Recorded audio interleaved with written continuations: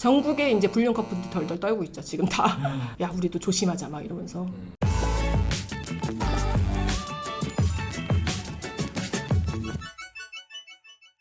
안녕하세요. 이혼 전문 박은주 변호사입니다. 오늘은 6월에 우리 대한민국 뜨겁게 달궜던 두 건의 불륜 사건이 있지 않습니까, 여러분? K은행과 그다음에 S전자의 각 불륜 사건이 이제 빵빵 터지면서 전 국민의 어떤 분노를 샀었죠. 그날 막 터지자마자 막 유튜브 올리고 그랬더라고요. 그거야 뭐 그냥 관심 끌기고 우리가 또 다른 면에서 여러 가지 좀 생각을 해봐야 되니까요. 은행권에서 불륜이 터진 거는 50대의 상사와 결혼을 앞둔 어린 여직원 간의 불륜이었죠. 얘랑이가 우연히 그 두 사람 간에 나눈 카톡을 보고서 다 모아놓고서 단체창에다가 그 카톡을 쫙 뿌렸죠.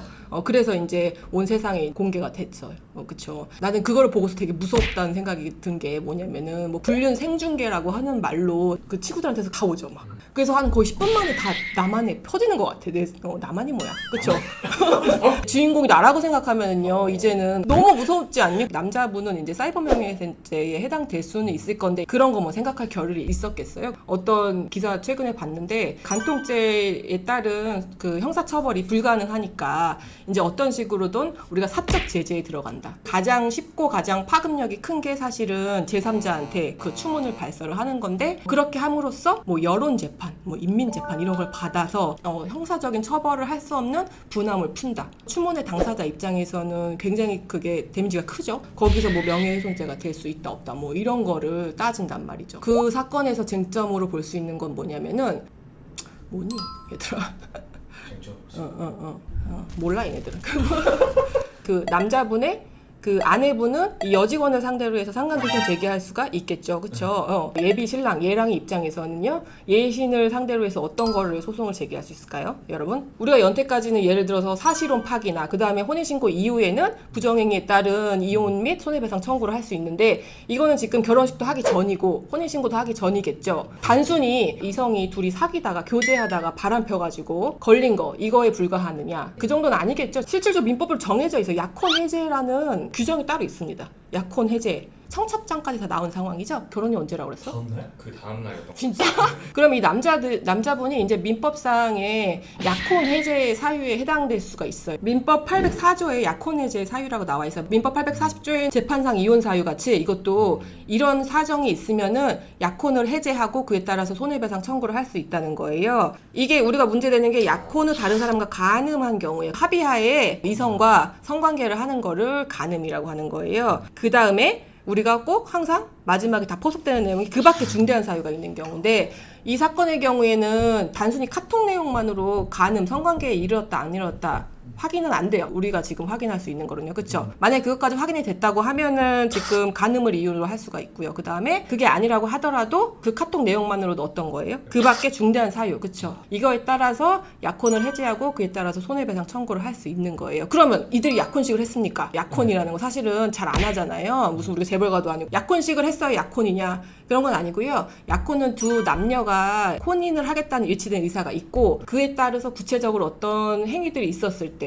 지금 결혼식 전날이잖아. 청첩장도 뿌렸고 결혼식장도 예약했고 신혼여행도 예약했을 거고 결혼을 앞둔 모든 행위들을 다 했어요. 약혼을 하고도 남은 상황이야. 그래서 이 남자분은 여자분은 상대로 해가지고 약혼 해제에 따른 손해배상 청구를 할 수 있는데 손해배상 어떤 거 할 수 있어요? 기본적으로는 우리가 결혼 생활을 위해서 준비한 비용들이 있을 거예요. 결혼식 비용, 예약금 뭐 그런 거 뜯음에 그 다음에 신혼여행 비용, 신혼집을 위해서 이런 거 저런 거 사거나 내가 심지어 이걸 신혼집을 위해서 대출을 받고 막 이렇게 했어. 이거 다 가능할 것 같거든요. 가장 큰 건 사실은 뭐예요? 위자료겠죠. 위자료 한 3천 정도 나올 것 같거든요. 상간 피해자들이 항상 하는 게 이제 명예훼손이잖아요. 그거에 따라서 이제 상간 당사자들은 형사고소하는 경우가 굉장히 많아요. 가장 낮은 수위가 사실은 기소유예라고 해서 명예훼손 행위는 인정되는데 피해 정도라던가 경위라던가 이런 거를 살펴서 명예훼손은 인정되는데 처벌하지 않겠다. 처벌이기보다는 처분이고요. 그럼 아무것도 안 되거든요.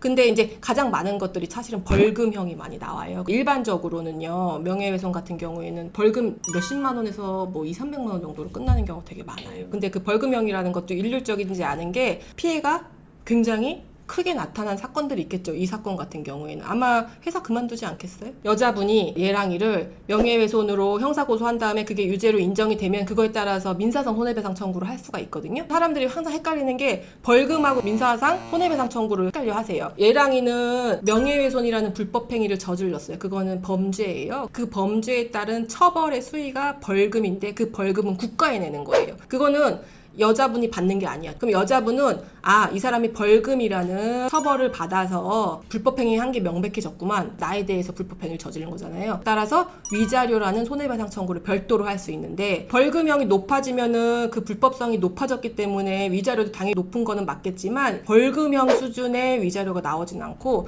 위자료 조금 더 나올 수 있습니다. 그래도 위자료 낸 것만 근데 들어갔어? 그런 거죠. 판사님이 보시기에도 자초한 일이다.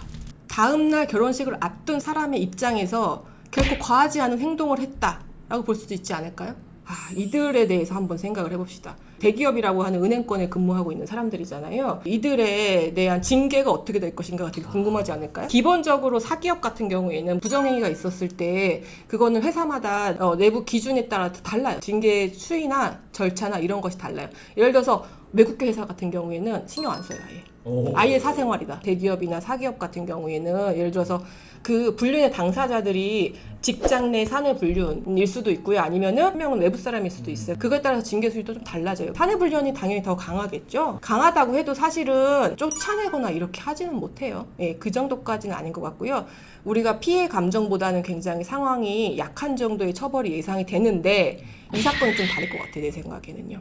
그냥 예를 들어서 내 남편이 내 부인이 사내 불륜을 했어요. 우리가 또 오피스 와이프, 오피스 허즈반드랑 굉장히 재밌는 영상이 여러분 있죠? 우리가 그 중에 이제 상간의 피해자가 그 사실을 회사에 알렸어요. 단순히 그랬을 경우랑 지금 상황 같은 경우에 지금은 온 국민이 다 알아버렸죠. 아주 차원이 다른 문제예요. 만약에 그냥 조용히 소송을 하고 그다음 회사에 조용히 진정서를 넣어서 이렇게 했으면은 사실은 처벌 수위가 그렇게 크지 않을 것 같은데요. 이거는 지금 언론까지 다 퍼져서 전 세계적으로 다 퍼진 사건이잖아요. 회사의 이미지가 실추된 사건인 거예요. 불륜은행이라는 사실은 사람들이 안 가지 않겠어? 회사 차원에서는요 굉장히 큰 추문이라고요. 그래서 단순히 조용조용한 사건보다는 아마 징계 수위가 더 높지 않을까 생각이 돼요. 내 생각이야.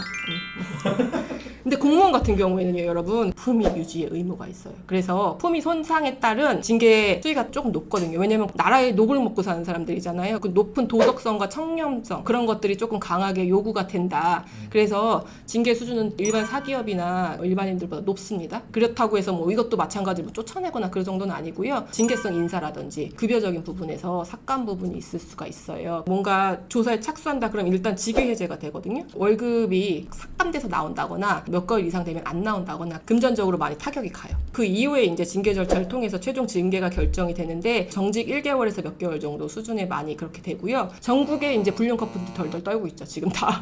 야, 우리도 조심하자 막 이러면서.